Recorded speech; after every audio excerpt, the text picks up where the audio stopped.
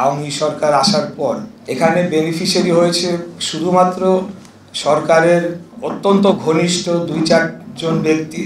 এই telecommunication sector নীরবে নিভৃতে এখানে ব্যাপক লুটপাট যজ্ঞ চালানো হয়েছে।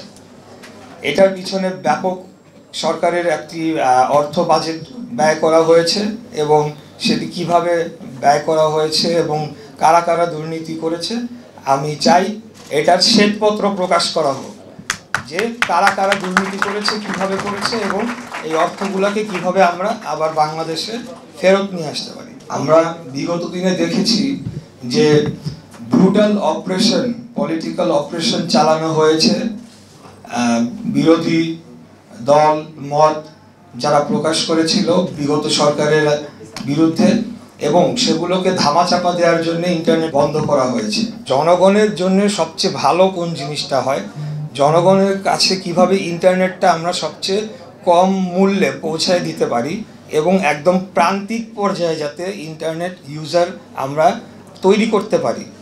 আগামী দিনে এখানে এআই এর কথা বলা হয়েছে, একজন বলেছেন, আপনারা জানেন যে AI is very vital and important. এটা আগামী দিনে এআইটা একটা নতুন একটা দিগন্ত আমাদের জন্য ওপেন আপ করে দেবে। সেখানে শিক্ষার্থীরাও যেমন এআই আর্টিফিশিয়াল ইন্টেলিজেন্স ইউজ করতে পারবে, এটা হেলথ কেয়ারেও ইউজ করা হবে। এখানে যারা কৃষকরা রয়েছেন তারাও এআই ইউজ করতে পারবেন। অনেক সমস্যার সমাধান কিন্তু এআই এর মাধ্যমে হবে। বাংলাদেশ জাতীয়তাবাদী দল বিএনপি একটি 31 দফার সংস্কার প্রস্তাবনা গ্রহণ করেছে, সেটা বহুল আলোচিত হচ্ছে। সেখানে দফা 9টা আমি একটু উল্লেখ করতে চাই যে সকল সংবিধিবদ্ধ এবং সাংবিধানিক প্রতিষ্ঠানকে স্বাধীনভাবে কোনো হস্তক্ষেপ ছাড়া কাজ করতে দেওয়া হবে। আমি যতটুকু বুঝি বিটিআরসি একটি সংবিধিবদ্ধ প্রতিষ্ঠান হওয়ার কথা, তাদের উচিত ছিল এগুলো রেগুলেট করা।